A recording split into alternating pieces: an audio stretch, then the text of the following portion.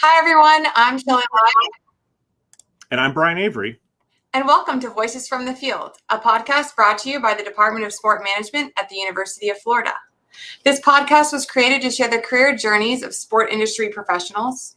Our hope is that you learn the ins and outs of different sport industry professions. We are excited to be with all of you this week and with our special guest, Rob Stecklow. Rob is the Senior Vice President of the Subscription Marketing for Americas and Global Markets for DAZN Group. So Rob Stecklow is sport and entertainment marketing executive with over 20 years of experience. So this is going to be a great opportunity to learn from his professional insights in that realm.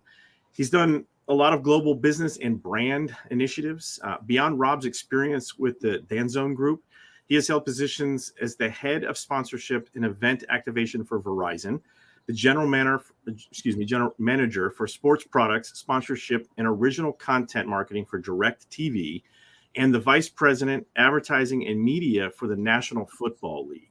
Rob also is a graduate from the University of Florida, from the College of Journalism and Communication, and go Gators, right? We'll welcome you right out the gate with the chomp there, Rob. I'll do the chomp back. Perfect. I tell you, it's great to be here. And also, it's the second time in my life I've been introduced to that music, the Gator Chomp.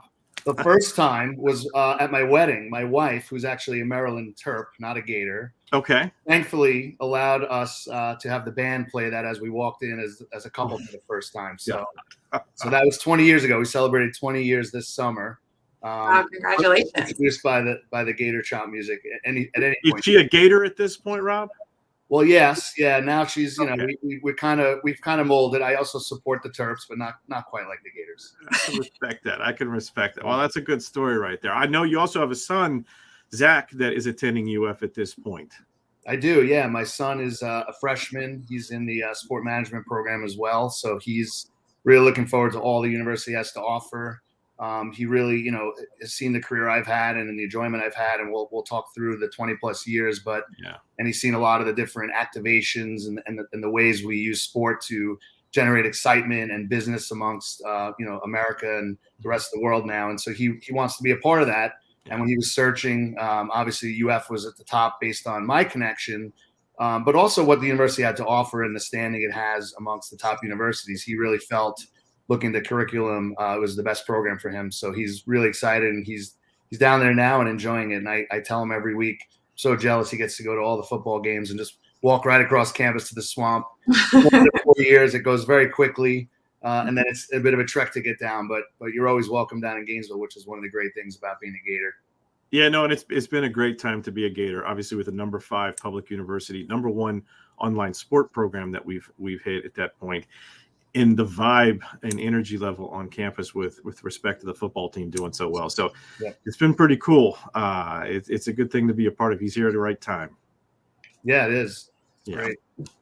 And speaking of your career journey, those 20 years, I'd love to hear, just some details around how you kind of got into the profession and when you knew, did you know before you started school that you wanted to get into marketing? So let's start there. Sure. I mean, how long do we have? I know. I looked at your LinkedIn. I was like, oh, wow, this is going to be like, you could probably do a whole podcast on each job you've had.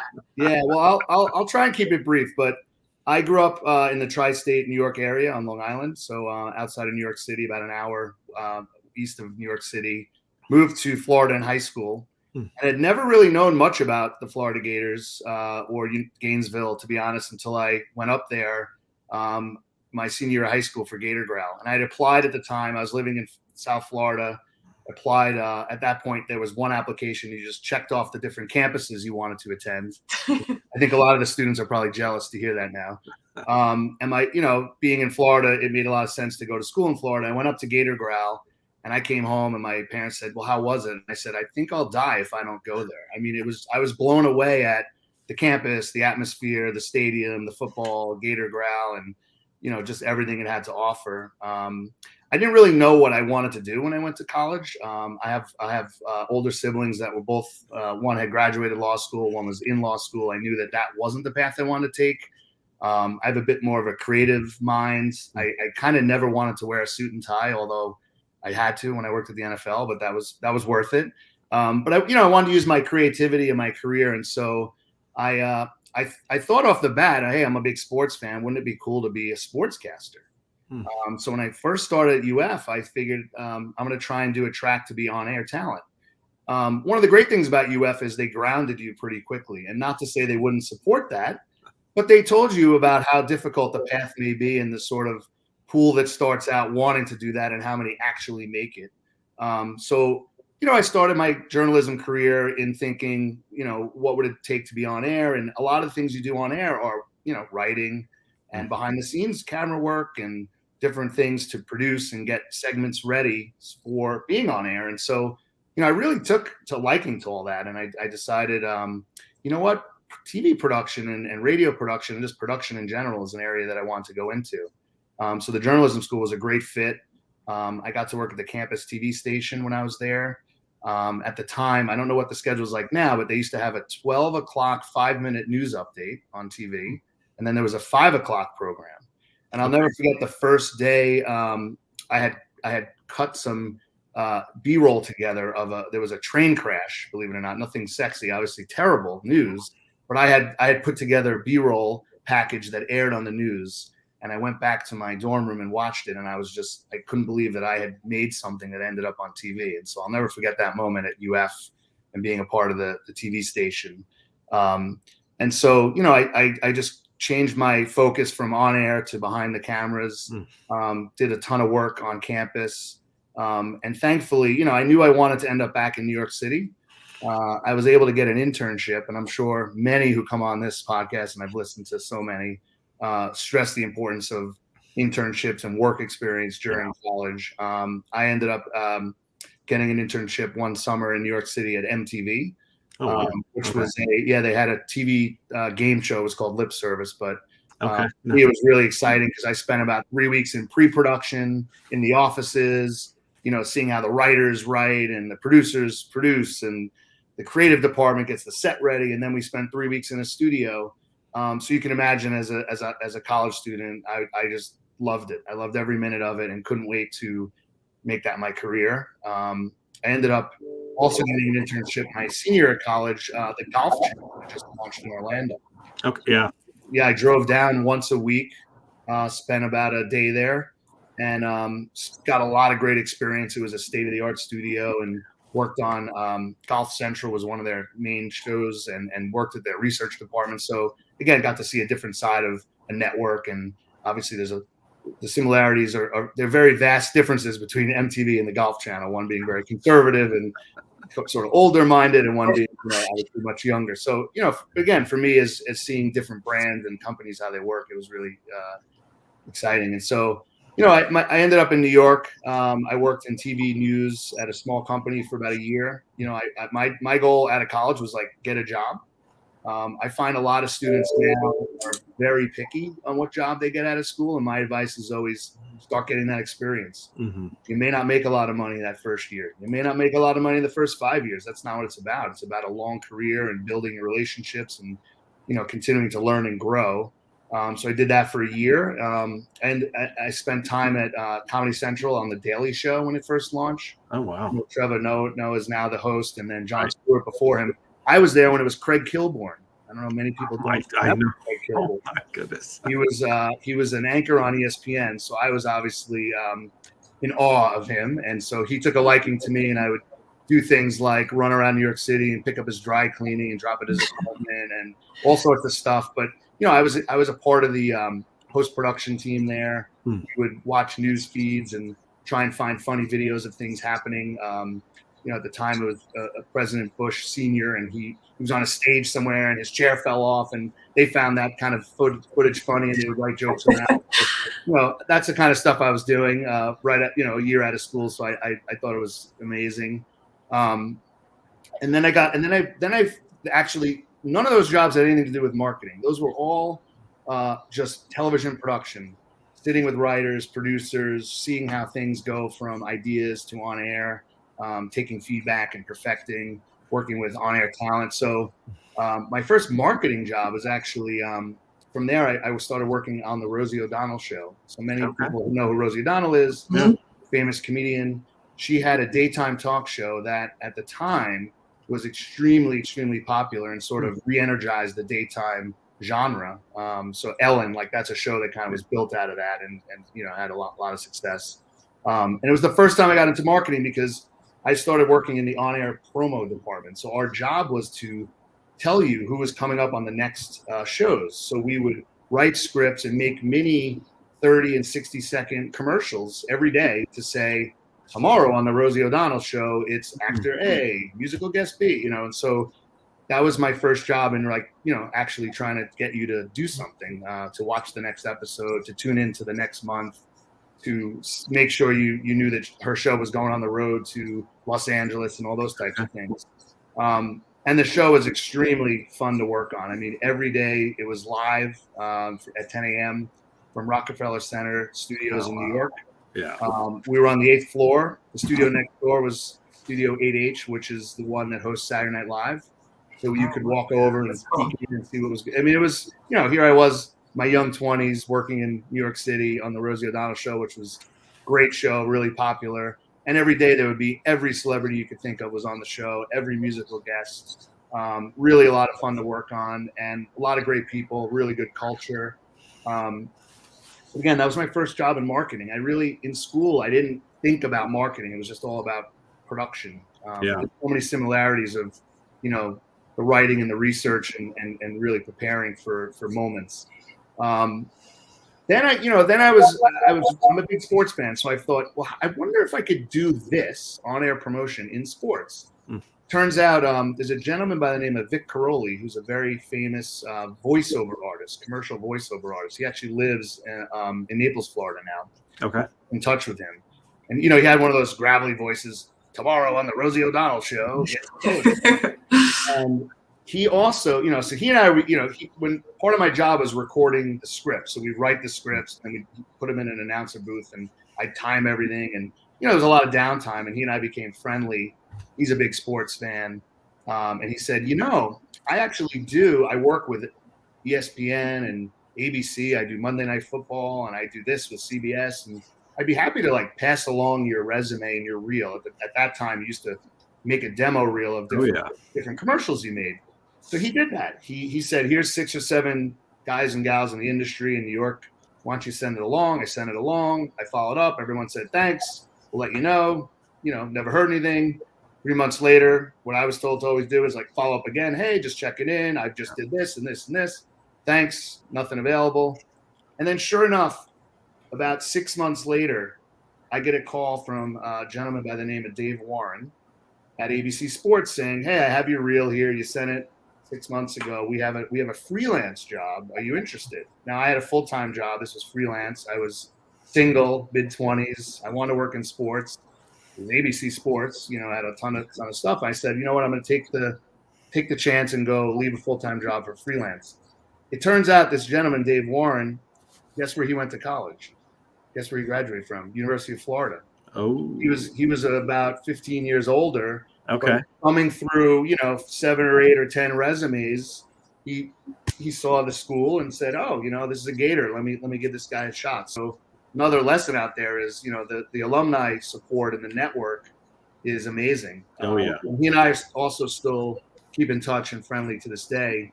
And then I had a 5-year really great experience at ABC. So I did exactly the same thing. I now was not promoting the Rosie O'Donnell show. I was telling you to watch Monday Night Football and college football and figure skating. And I mean, ABC had everything at the time. This was before it was all ESPN. They were actually separate brands.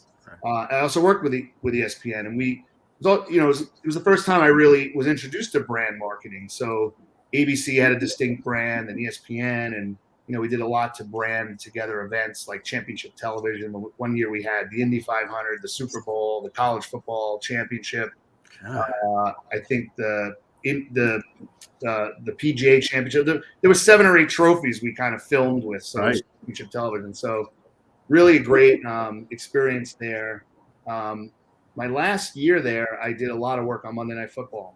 And the NFL that year was launching the season in DC. And it was right when they started making a big deal about kickoff weekends. Now that's just normal. But back then, they didn't really have a Thursday game and a Sunday game. It was just when they started introducing that Thursday kickoff game. And I worked with the NFL really closely with kicking off in DC. Britney Spears was the musical talent. It was the Jets and the Redskins, and our team and the NFL's team worked really closely together to create a massive campaign. And just following that, I got a call from a recruiter at the NFL saying, we're actually hiring this role in marketing, somebody that has a TV background to work with our broadcast partners. Like, would you be interested in applying? And the NFL's call. It's like, they always, now today it would be like when Google calls, right? You say, yes, when can I start?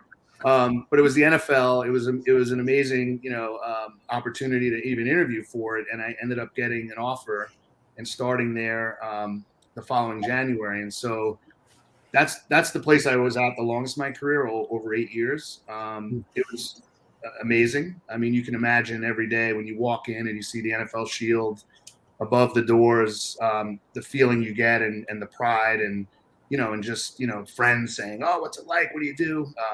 Amazingly, when I was there, when I first started, so I think it was, I got to remember the date, but people would say to me, what do you do all off season? Because back then the NFL wasn't quite as 12 months a year as it is now. The combine was barely, I don't even think it wasn't on TV. No one cared. The draft was in the afternoon on a weekend. So, the NFL has done such a great job, and it started way back when, but making that a 365-day a year experience. But, being at the NFL, I was working on, again, working with the broadcast partners. So ESPN and NBC and CBS and Fox and DirecTV and even Sirius Radio. And I was also working on how we would launch and build the NFL's own businesses. So at the time, they just had launched the NFL Network. We relaunched NFL.com and their own fantasy game. They had launched NFL Shop. And so, it was really the beginning of how the NFL was trying to say, we have this power and these passionate fans. How can we put some real businesses behind it? And then we did a ton of community cause-related campaigns. If you're an older alumni, you'll remember like a lot of the United Way work. So when I was there, it was sort of phasing out, but we had a few seasons of that. Yeah. I was there when Play 60 was launched, which is still around today. Right. We did a lot of work on different player and cause campaigns, depending on, again, what the issues may be at the time. And I did a lot around like Hurricane Katrina relief. Was a real proud moment of my career. And also worked on about 6 different Super Bowl commercials for the NFL, which was amazing. Anytime you can work on something as a key producer and have 100 million people see it and friends and family know that you worked on it. We had some really, really good stories. I could tell anyone who wants to hear more about that, we could do it offline, but really, really rewarding stuff. And then you'll see the common theme in my career. I had been working with the broadcast partners, and one was DirecTV, and they had an opening to lead their sports platform area. And the gentleman I was working with was being promoted. His name's Alex Kaplan, a really, really good guy. And so he recommended, hey, talk to this guy. We've been working with the NFL. And so it turned out I went over to DirecTV for almost 6 years. And that was a much different role in that it was marketing, but it was revenue generating. So it was the first time I ever had P&L responsibilities. So typically for the young students out there in particular, when you're in marketing, you just spend money. So which is good and bad. There's not a big revenue number on your, directly on you to achieve. But in the DirecTV role, I ran Sunday Ticket product, which, as you know, is a pretty powerful subscription product. And then we had subscription products for NFL, NBA and NHL and MLB. And I did UFC and Showtime and HBO boxing. And, every one of those had a certain amount of subscribers that had to sign up and a certain amount of revenue that we had to achieve. And I would sit with, a bunch of analysts and we would map out, the revenue that we think we could generate and how much marketing dollars we would need to spend. And so it was the first time I was really introduced to a lot of numbers. Being a marketing guy, it's not the strongest of my areas, but obviously now further along. But another thing for you folks in college to jot down, like pay attention in all those finance classes. They do come back handy down the line. And it was great. And I was also there during a corporate merger. So AT&T bought DirecTV when I was there. Yeah. So that was interesting. And so now you're part of this massive, telecom, company and things changed and the culture changed, not for better or for worse. Just you kind of go through a big merger like that. It's different. And then actually, my folks that I knew at the NFL that I dealt with when I worked there had called me because I live in New Jersey and Verizon's headquarters is about a half hour from my house, and said, that the people running the sponsorship team, they're looking for someone new to lead the sponsorship team. So-and-so has left. We recommended you talk to them because one of their biggest sponsors is the NFL. That's Verizon's the NFL sponsor. So it worked out well that I transitioned actually over from AT&T to Verizon in running their sports and entertainment experiential and sponsorship group. So this was, again, now I was back to spending a lot of money.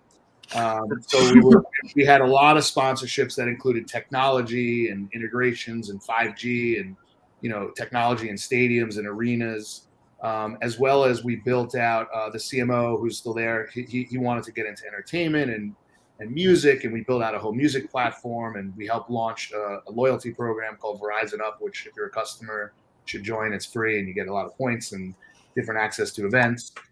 So again, it was how do you use all of these partnerships we have to give back to the customers. So tickets, access, behind the scenes, charge your phone at a music festival, those types of things that you think are, kind of not that big of a deal. But, if any of us have been to a music festival know, you see a nice Verizon VIP tent and you show your phone that you're a Verizon customer and they let you in. It's a pretty big deal. Those are nice perks. Yeah.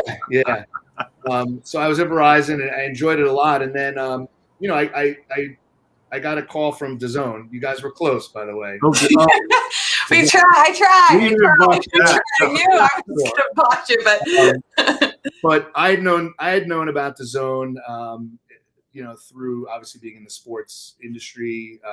It's a global sports streaming service, so it's actually more aligned with what I was doing at DirecTV. So we spend money, but I'm as a subscription lead, marketing lead, you have a certain amount of subscribers you have to generate. It's very CPA driven. There's a lot of direct response media that we're buying at certain levels and spends. And so there's a lot of sort of science that goes into it, as well as the emotional marketing and just sort of awareness marketing. So to me, it was exciting. Having been at AT&T and then Verizon, those are massive companies, obviously 150,000 plus employees.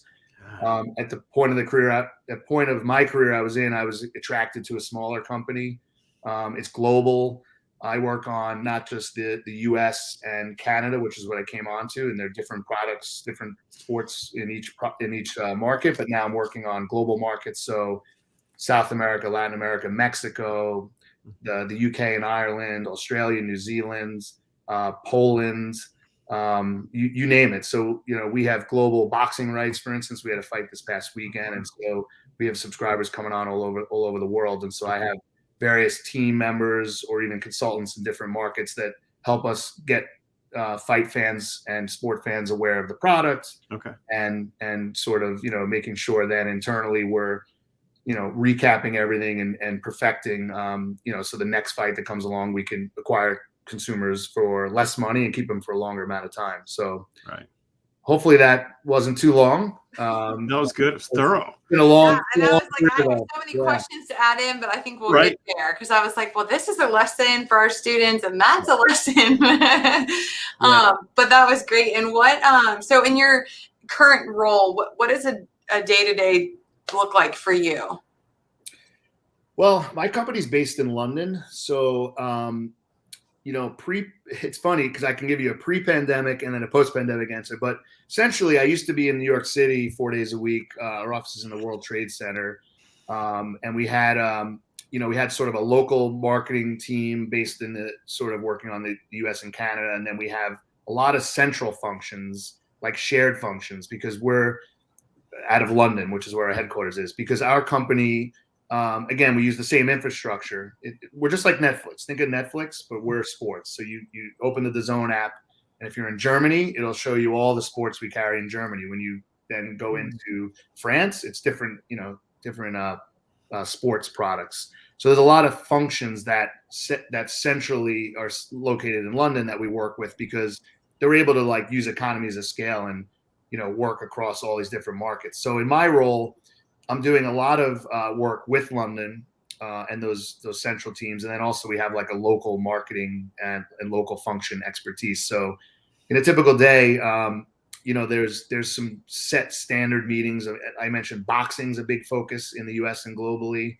In Canada, what actually drives our business is the NFL and European soccer. So we have the Premier League and the Champions League.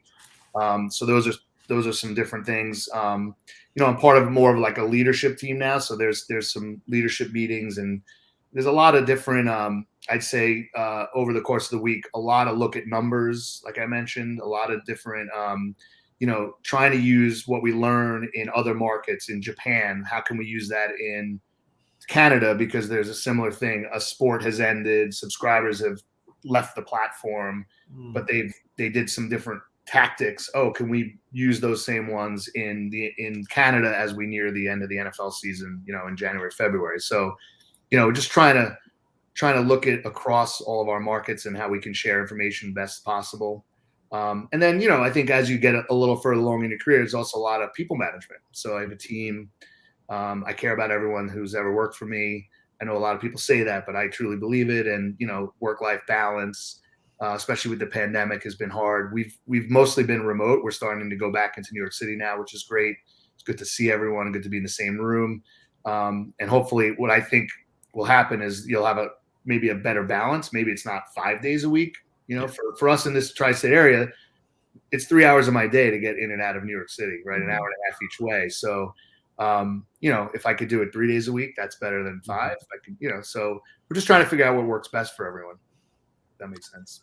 Yeah, that's helpful. It's good to know too, like the remote. I think that's a hot topic as far as everyone transitioning back in and being able to go. Some will work remote, part-time, and all the hybrid options. I think what I'm finding, and I think a lot of people are finding with remote, is it works really well. It does, except when you start to bring in new people.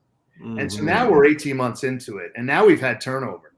And so think about starting a new job and never really being in person. Like I've never started a new job where I didn't go into the office day one and say, walk around, hey, here's Bob, here's Mary. I mean, that's the way it works, right? Now we're on Zooms and we're in Teams meetings, and we're introducing people in a different way.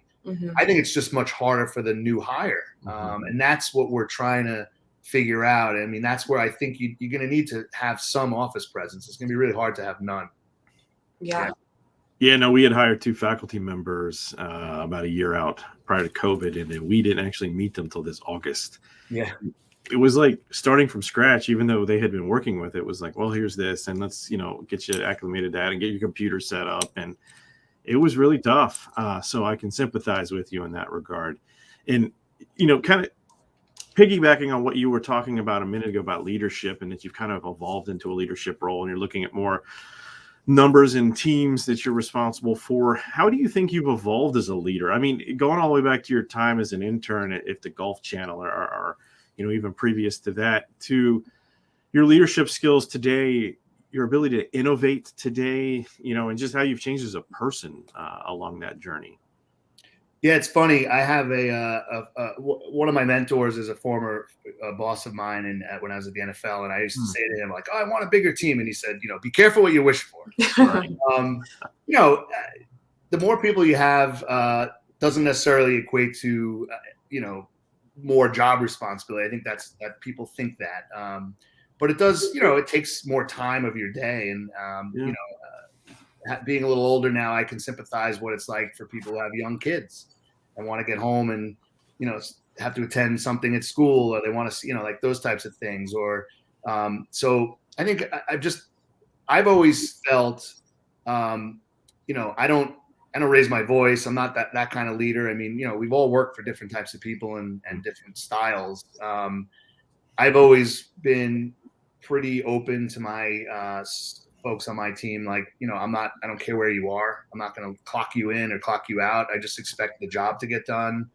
I ask people to raise their hand and let me know if they need help on things. Like that's what good senior leaders can do, is, help apply pressure above us if, like, you're stuck somewhere, or you're having a problem, and you don't have the right level of support. Right. And you have to do it before it's too late. Like that's the other thing I've tried to instill amongst the younger employees. Like you can't call me on Friday at 4:00 that, oh my God, tomorrow we're screwed. Like a little more notice than that. And I'd say, and this is one of the great things about DAZN, they're not afraid to fail. There's a lot of, we call it test and learn.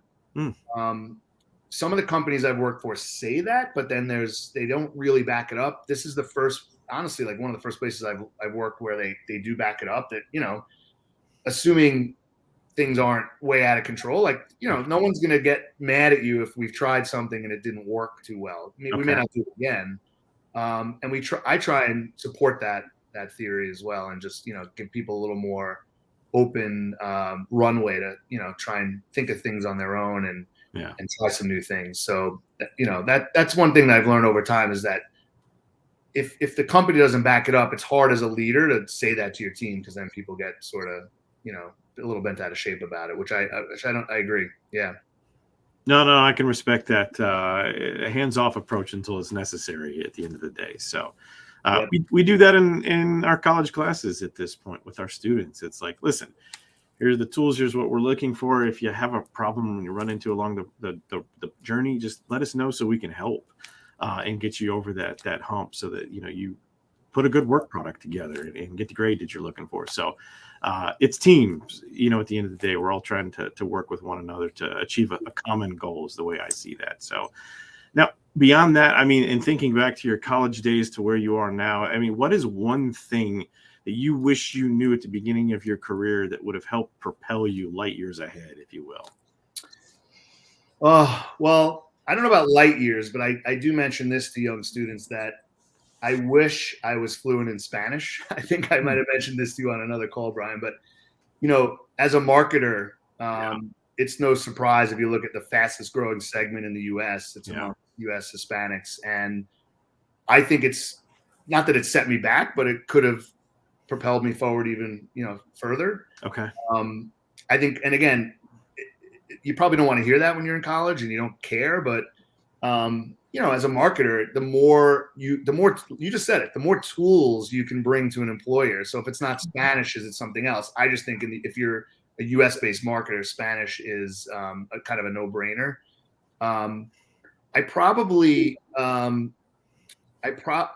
always preach to people too, like the writing skills, like telling the story. I feel like UF did a really good job at sort of teaching me how to write. And I remember we had electronic media writing classes. We're not writing novels, right? We're writing stories, and even up to my job at Verizon, it was so important, where, a lot of what we did was get up in front of executives and have to show a PowerPoint, and the PowerPoints were stories. And so I always tell people, like, learn how to use the PowerPoint, but not just the tools, but like tell the stories. Create slides that are, that Apple would have up at one of their, product launches. That's kind of what they would say at Verizon. Like, that's what they want to see. And then you tell the story. And so, do as much writing as you can. And so I'm glad I did that. The Spanish is one I wish I did a little more of. Yeah. No, I respect that. I know just enough to be dangerous, if you will. So, but and then the writing, though, I do it every day, and I teach it. I've gone put testing aside, if you will, and everything is just applied writing based, responses at this, because it's so important to be able to tell that story. And I teach that. I mean, tell me the story in my risk management, my legal classes. So I absolutely understand where you're coming from there. Yeah, we've had I've worked under CMOs that for marketers, it's what's the elevator pitch. Yes. So what if you got into and this has happened to me, if you got into the elevator with Commissioner Goodell and he said, "What are you working on?" What would you answer? Like, always think of that. Like, I'm working on a commercial. Like, no, like, what's the real cool, simple way you can frame that? You meet the Verizon CEO in the elevator. What are you guys working on? Yeah. So that's always, like, for me, it's like you start the most simple and then you can build out the writing from there. But it's hard for people to get to the simple. Sometimes, we overcomplicate things. Yeah. And I think Sorry, heartbreak. I was just going to say too, but I think about this generation coming up and their Instagram, like they don't typically write massive amounts of information on there. Now, some of them do, but they're going to become their generation as far as they don't even have the capacity for a lot of content, in my opinion, because they're so used to the next thing. And so, yeah, but I love that the whole narrative, like writing your narrative, they're good at like telling their stories, their pictures, and now how they can bring that into a marketing field would be awesome. But even practicing that now would be great. You know, you go out and you have a summer internship at blank, and then you come back and people say, how was it? Good. It's like, no, how was it? It was great. I worked on X, Y, and Z, and I saw this and met 3, customers who told me this, and this. Like, just have that story ready. But I think having the story ready requires you to do the preparation and think about it in your head. And that's really what you want to try and do over your career. The story, you'll write the story, but if you just constantly remind yourself to go through those motions, I think that's really important.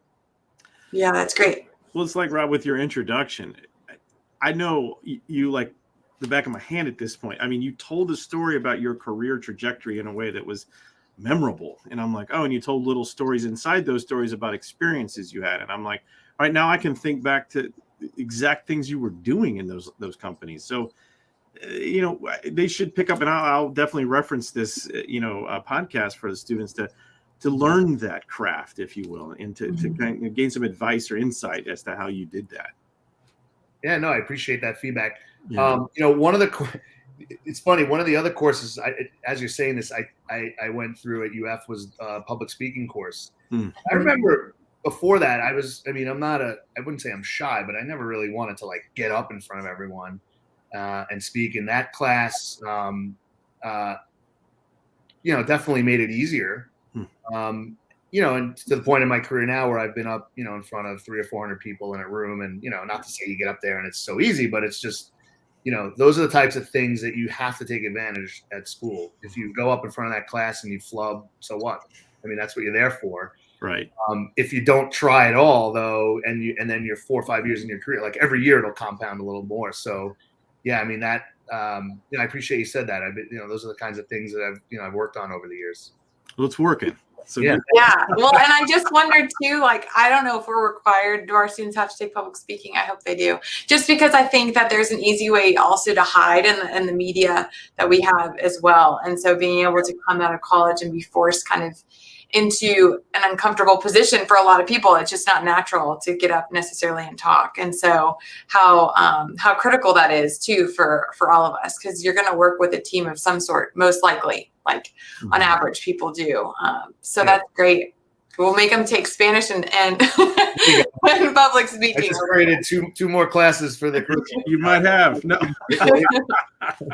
Awesome. And really quick question on the Spanish and your international work. Did you know you wanted to do international marketing? Because in a lot of ways you are engaged in that in a big way now. I've never thought about it. The first time I was introduced to it, when I was at the NFL, I did some work with our NFL Canada and NFL Mexico office. At the time I was there, it was the first time they had the regular season game in Mexico City. So we did a lot of work with that office, and I had gone down a few times to Mexico City. The NFL had an office there, and we worked with our ad agency. And the one thing about when you speak English in business is like everybody speaks English, but then there were times where they were then talking to me in English just because I was the only one who didn't know Spanish, and I felt like, geez, I should know the language. Like I'm one of the more senior people in the room. The NFL has flown me down here to help oversee the marketing for this game, and I just felt uncomfortable.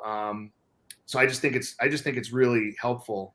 But in terms of thinking about international markets, I never really after that it wasn't like I thought of hey, I really want to work on all these different, global markets.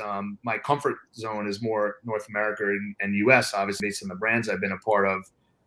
But DAZN was the first time where, when I came on, it was, hey, you'll work 85% on US and Canada, but eventually you might have this opportunity elsewhere. And as I've been more comfortable inside DAZN, and where it's honestly, it's a big world out there. It's really exciting, especially the further along you get in your career. And you start working on things, outside the US, and plus with the way like social media, the partners we work with, whether it's, Google, YouTube, Facebook, Twitter, et cetera. I mean, that's why I go back to that central, excellence, center of excellence we have in London with our team. I mean, when we're doing things with YouTube, we can do them everywhere. So it's pretty, it's much different than when I first started, which I think would be, you'd have to kind of go into each market and really understand the media landscape. And, there's a much smaller barrier to kind of like to entry for marketing in these markets now.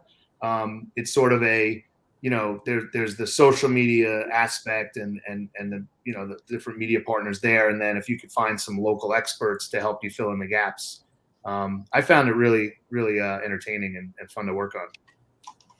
Yeah, that's great. And then, and I think we're getting more global, right? We just have more access with all of technology, and, you're seeing different, I'm just watching even like front office sports and things that are coming out. Feels like more mergers could potentially happen, and just the crossover of even sports from like a cricket or rugby to the States now. And we didn't, we didn't really know. We knew English Premier League and all that, but you're seeing those sports come in to the States as well.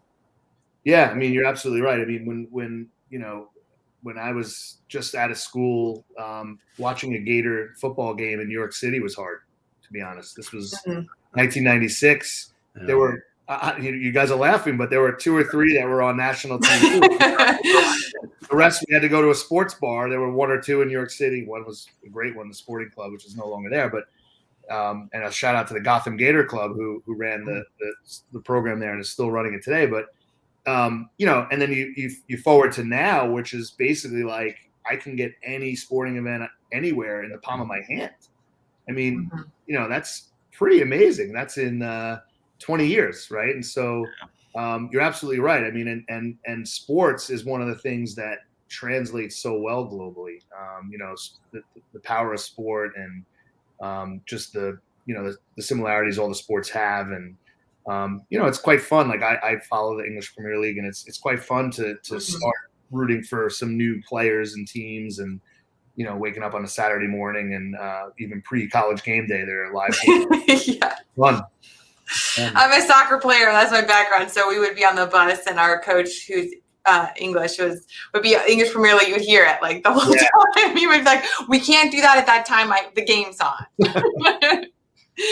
So, to follow up with you've mentioned people you've worked for.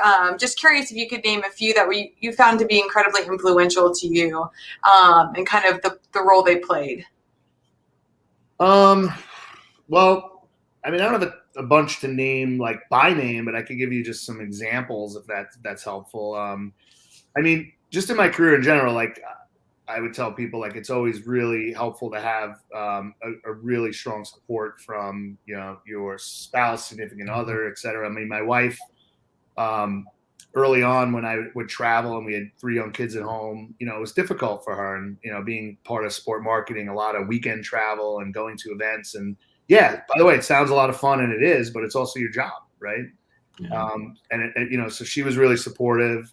Along the way, I mean, I mentioned the transitions I had from job to job. And like I said, I mean, to this day, I keep in touch with so many of my past bosses, my superiors, who so many were helpful at getting me into the next role or supportive when I said, hey, I'm leaving here. I'm going to our partner. They want to hire me. And it's like, oh, okay, great. You know what? It makes sense. It's the right time. And so, and then there's been, I was fortunate enough when I was at the NFL, I was part of their mentor program. And so there were senior executives that I was matched with. Some are still there that were really supportive over the years. And, people who give you their cell phones, hey, call me or text me if you have any questions along the way. So to me, it's a lot of just, different people you've come across in the past. And even if I don't work for them, I've always made it like part of my job to meet people who are all different levels of the organizations I've been a part of, but it's especially people who might be more senior. I tell people in school all the time, like if you want to ask someone at your job that's not a part of your group, hey, would you like to get a coffee for 15 minutes? I'd love to hear more what you do. Like, I don't think not many people will say no. And if you do that once a month, after a year, you'll have 12 contacts.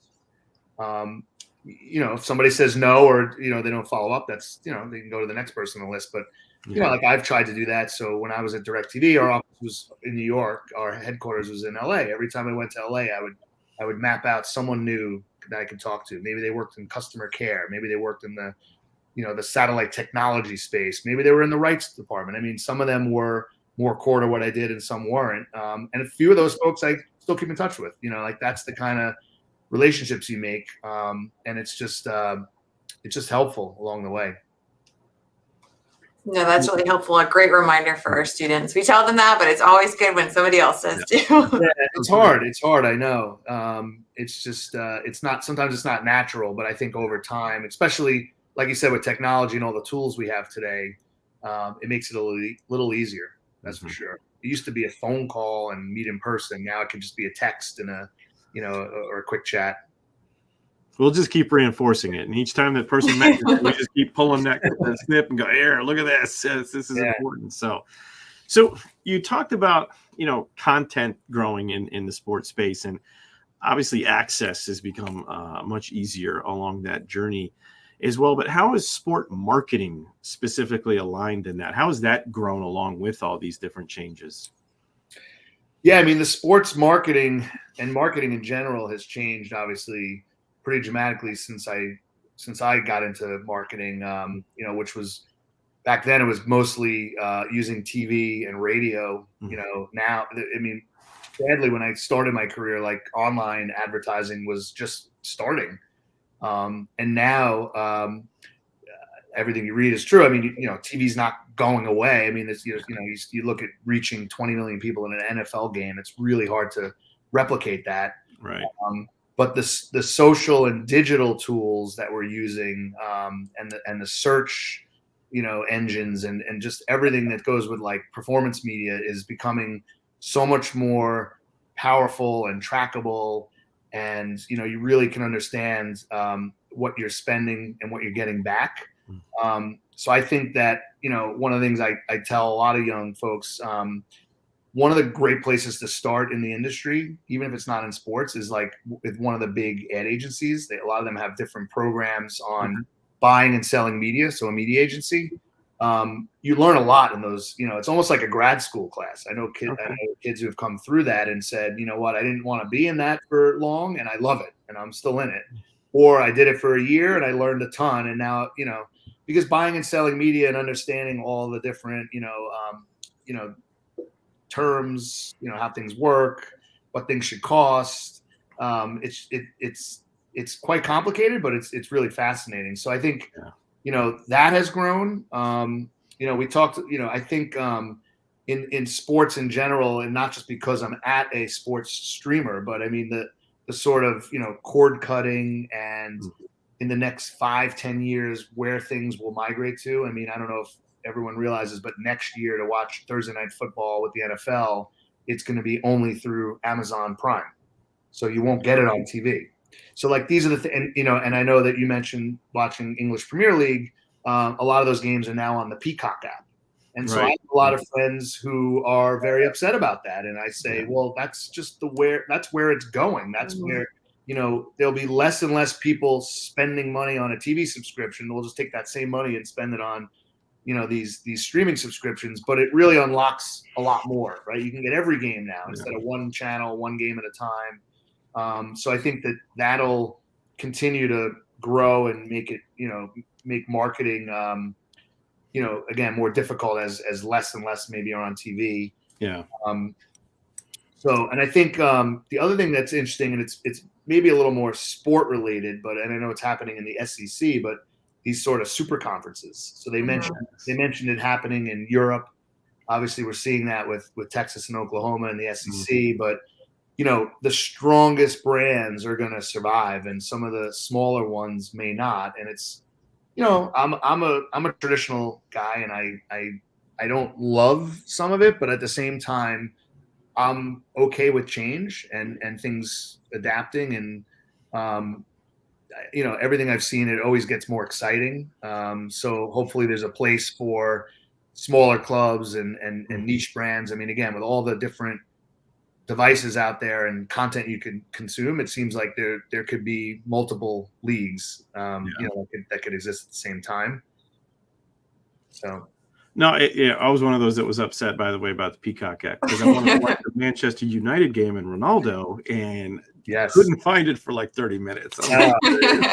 So, but no, I can respect that. And you had said something about, maybe micro leagues or something. I know like the PGA are playing with toying the notion, if you will, of branding each specific player and having some sort of content creation for each of them, and having a platform where fans can follow just that person moving forward. So I think it's getting that hyper specific, if you will, in the marketing space. With that said, and considering a student and a trajectory and where they are today and where they might be 5 years and 10 years down the line, what's something that could be helpful to them to prepare for that and where this is going in the industry from a sport marketing perspective? It's a good question. I mean, I don't know if I have a specific role or area that may be better suited than the other. I mean, I think my general statement would say, a lot of young students that I meet, even in high school, they say, "Oh, I want to work in sports. Sounds fun." And I said, "Well, what do you want to do? What are you good at?"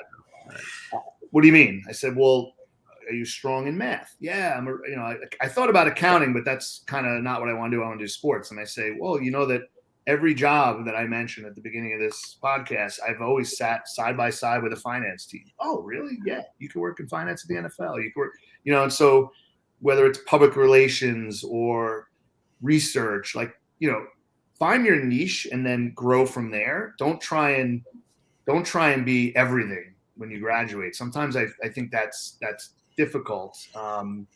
Even being on the other side of things, when we have a lot of young applicants for a role, when I was at the NFL, for instance, they post three roles at the same coordinator level, which is more of like a entry level, and you get people applying to all three. And you say, well, how serious is this person if they're applying to one's in PR, one's in community relations, and they just want to work here? It's like, well, it'd be a lot better if you were really strong in community relations and you applied just for the one. So I would say, if you can find your niche and build on it. It doesn't have to be one path. Maybe it's one or two. Okay. I think that to me would be the way to, keep yourself ahead of the trends, because I'm sure you guys are preparing them for more of the digital transition and those sorts of things.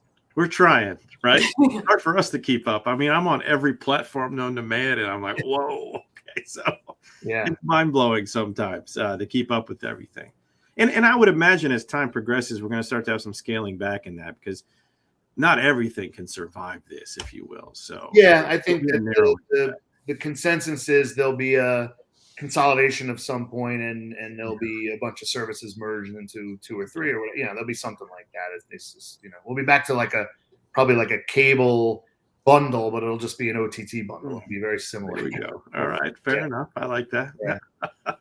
And when it comes to working in an environment that's very high paced, sounds like all of your positions and roles have been in that. And so I'm curious, how have you stayed, how are you able to stay healthy in an environment like that? If you have daily routines that really help you just stay a little bit more balanced, quote unquote. Yeah, I think, especially with the pandemic and technology and sort of, a 9-to-5 day sort of being, in the ancient past at this point, it's really important that you unplug. I learned when my kids were little that the only time I would get to myself was sort of like 5 to 7 a.m., like very early. So I became an early morning workout guy. So I actually I got into biking and running. I ran the New York City Marathon in 2017, which was amazing. Wow. With a Gator t-shirt on, by the way. Okay. Love that. I had many Gator chomps along the way and a few SEC chants from some other fans, which was cool. That was fun. I started doing CrossFit 3 years ago, so that's been fun. So I go in the morning. So that's my thing. I go, I'm up early, it's over by 7 a.m., showered, ready to go for the day. But to me, it's good to, like, just have something that takes your mind off of work and stress and everything else. So yeah, just pick what you like, pick what you can do. I think one of the really nice things too around, if there are nice things that came out of the pandemic, I see a lot more people in my community walking, taking phone calls, with their earbuds on, like that kind of stuff. Like, just trying to keep active and healthy is definitely important. I'm glad you brought that up. Yeah, no, absolutely. So for our students that are considering a career in this field, if you will, or similar career, when you're considering one for hire, right, what are you looking for, and what suggestions would you have for a student after they've been hired, say day one, week one, month one kind of thing on the job? What do they need to know, and what qualities and qualifications should they have when they're coming for these positions? Yeah, I think, and again, this is from me, so I don't think this is sort of like everyone has these. I get that. If I'm a hiring manager and you're looking for someone at a school entry level, I would say make sure your resume starts with your work experience, not your GPA and your school. Everybody is coming from a great college degree. Yeah, not as great as Florida. I agree. Go Gators. Everyone, so to me, it's like, start your resume with, maybe a thought about who you are and what you want to do, and then start listing, campus TV station, campus radio, this advertising agency, whatever the jobs. And by the way, they don't have to be major jobs. One of the things I did at school was, when CBS came in for a football game, I was on the field once pulling cables. Like, go on your resume, right? So that's just production experience. So think of the things that make sense and put them on there. You don't need long, definitions behind each one, just to show that you're out there trying a lot of experiences. Of course, you want to see University of Florida, we want to see your major, we want to see your GPA, any clubs you've been in, and those sorts of things. Right. But you got to stand out a little bit amongst everyone else with the real, like, kind of, it's work experience. That's what we call it. I mean, it's internship. You've had a boss, you've had responsibilities, you've come into an office, you've showed up Monday through Friday. Like, those are important things for people to know. I would limit, if you can, some of the more, ancillary stuff, just to, I've seen entry level 3-page resumes, like mine's 2 pages, so, and I've been working 20 something years. So just keep it tight. Try and stand out on the resume. And then, when you start, I mentioned a little bit, like, just trying to network. You don't want to do it right off the bat. You don't want to be that person who comes in and is always trying to get better. Try and stand out of your job. I would say there's a lot more movement now amongst younger students. People come in 3 months, they're out. I mean, when I was a graduate, it was more of you have to stay a year or something looks bad. Right. I mean, honestly, that's maybe not necessarily so now, but I'd say if you're going to be somewhere 6 months, be really good for 6 months, Okay. Just give it your all. Try and make those connections, like I mentioned, maybe once a month, as you've been in a few months. So hopefully that helps. No, it does. Absolutely. It falls in line with a lot of people's perspective in that regard. So consistency is key, is what I'm hearing. So we can take that, let them know, and then, hopefully will be used to their advantage. We're trying our best, I can promise, prepping them for their careers at this point. So this is great feedback. So beyond that, if our students were interested in connecting with you moving forward, would there be a way that you prefer that they do so to kind of initiate a conversation?